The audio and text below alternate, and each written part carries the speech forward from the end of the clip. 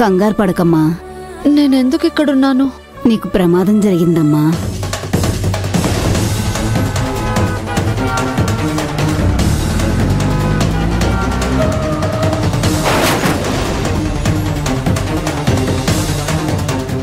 అవును, యాక్సిడెంట్ అయ్యేంత వరకు గుర్తుంది. తర్వాత ఒళ్ళంతా గాయాలు, స్పృహ లేకుండా పడున్నావు. మేము అర్ధరాత్రి ఆ దారంటొస్తూ నిన్ను చూసి నిన్నిక్కడ తీసుకొచ్చి వైద్యం చేస్తున్నాం. ఎన్ని రోజులైంది? నీకు ఆ ప్రమాదం జరిగి 4 రోజులవుతుంది. మరి హాస్పిటల్లో జాయిన్ చేసి ట్రీట్మెంట్ చేయకుండా ఇక్కడే ఎందుకు ఉంచారు? అలాంటి ఆసుపత్రులు ఈ చుట్టుపక్కల లేవమ్మా. నా కొడుకు డాక్టర్ అమ్మా, ఈ ఊళ్ళోనే వైద్యం చేస్తాడు. నాకేమో కాస్తో కోస్తో ఆయుర్వేదం తెలుసమ్మా. ఆకుపసర్లతో వైద్యం చేస్తానమ్మా. అందుకే నిన్నిక్కడికి తీసుకొచ్చానమ్మా. అవునా? అమ్మా అమ్మా అమ్మా అమ్మా, కాలుకు కూడా దెబ్బ తగిలిందమ్మా. అందుకే కట్టుకట్టాను. నేను అర్జెంటుగా మా ఇంటికి వెళ్ళాలి. వెళ్దుగానమ్మా, కానీ కాలు నొప్పి తగ్గి ఇంకా మీరు నడవడానికి 1 రోజైనా పడుతుందమ్మా.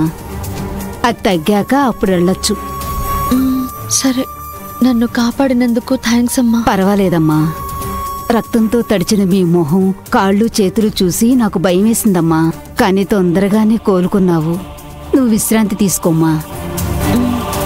రాజీవ్, నీ మీద కోపంతో నేను బయటకు వస్తేనే నాకు యాక్సిడెంట్ జరిగింది.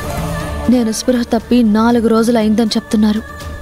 నా కోసం వెతుకుతున్నావా, లేదంటే దరిద్రం వదిలిందని చెప్పి వదిలేసావా? నేను గుర్తున్నానా? నేను ఎటు వెళ్ళానా అని కనీసం ఆలోచిస్తున్నావా లేదా?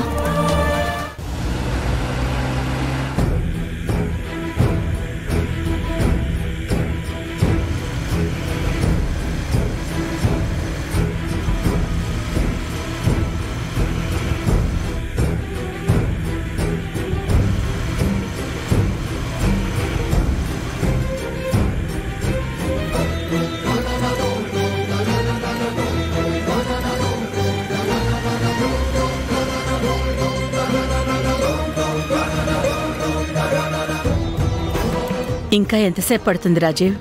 ఆల్మోస్ట్ దగ్గరకు వచ్చేసాం అత్తయ్య. ఇంకొక 15-20 మినిట్స్ అంతే. నువ్వేమో నన్ను మా అమ్మ దగ్గరికి తీసుకెళ్తున్నావు. నేను గతం మర్చిపోయానని తెలిస్తే పాపం తను బాధపడుతుందేమో. దాని గురించి మీరేం టెన్షన్ పడకండి. మీకు ట్రీట్మెంట్ చేసేది తనే. అంతేకాకుండా మీరు మీ అమ్మగారి దగ్గరుంటే మీ గతం తొందరగా గుర్తొచ్చే అవకాశం ఉంటుంది. మీరు కాసేపు రిలాక్స్ అవ్వండి.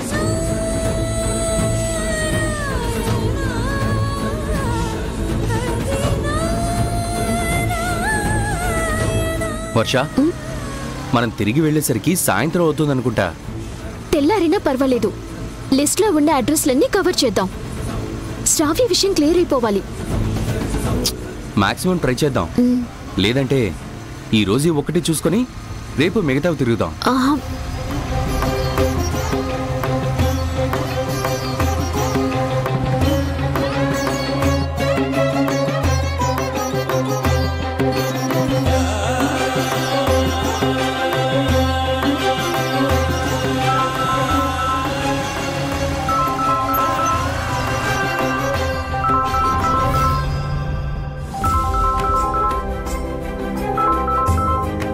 హలో, చెప్పాబాయ్.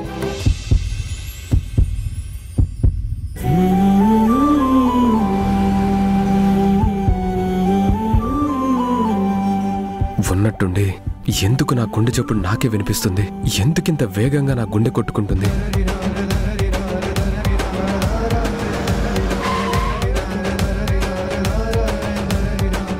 Excuse me. చెప్పండి. జ్యోతి ప్రకృతి చికిత్సాలయానికి ఎటు వెళ్ళాలి? అలా ముందుకెళ్ళి సెకండ్ లెఫ్ట్ తీసుకోండి. అక్కడ ఎవరికి అడిగినా చెప్తారు.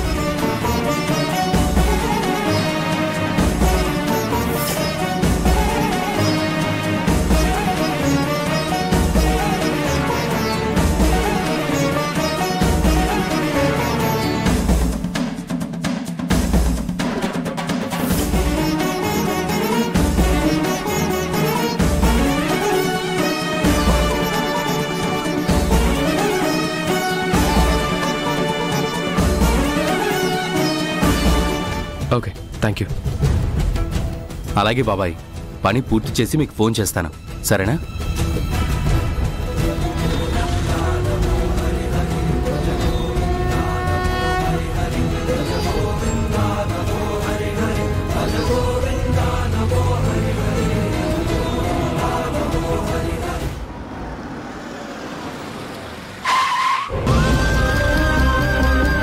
దిగండి అత్తయ్య.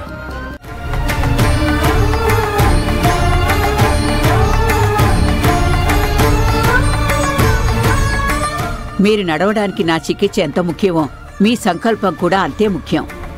గట్టిగా అనుకోండి, త్వరలోనే లేచి నడుస్తారు.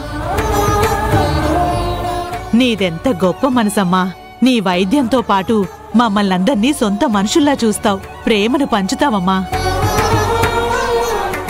మా అందరికీ కొడుకులు కూతుళ్ళు లేని లోటు తీరుస్తావు. నువ్వు నీ కొడుకుని కూతుర్ని దూరం చేసుకుని మానసికంగా ఎంత నలిగిపోతున్నావో మేమర్థం చేసుకోగలం. మా అందరి బాధలు తీరుస్తున్నా నీ బాధని ఆ దేవుడు తీర్చకుండా ఉంటాడా? తప్పకుండా తీరుస్తాడు.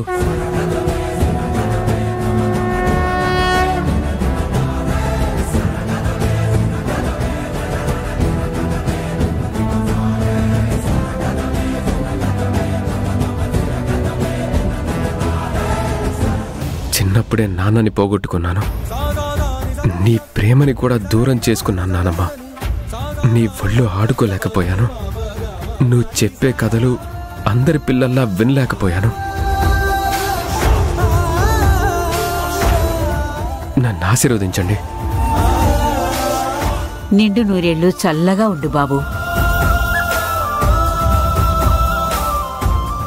ఎవరు బాబు నువ్వు? మీ మనవడు లాంటి వాడిని అనుకోండి. చూడగానే మా నాన్నమ్మలాగా అనిపించారు.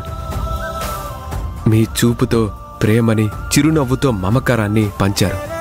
అందుకే ఆశీర్వాదం తీసుకున్నాను. మాటలో అభిమానం, నడవడికిలో సంస్కారం, వినయం కనిపిస్తున్నాయి. నాకు కూడా మనవడుంటే నీలాగే ఉండేవాడేమో. నేనే మీ మనవడిని నానమ్మ, కానీ ఇప్పుడు చెప్పలేను. నన్నే మీ మనవడు అనుకోండి, నేను మిమ్మల్ని నానమ్మ అనుకుంటాను.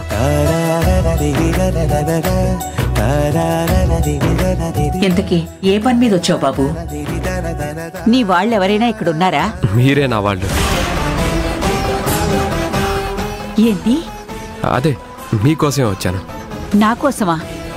చెప్పు బాబు, ఏం కావాలి?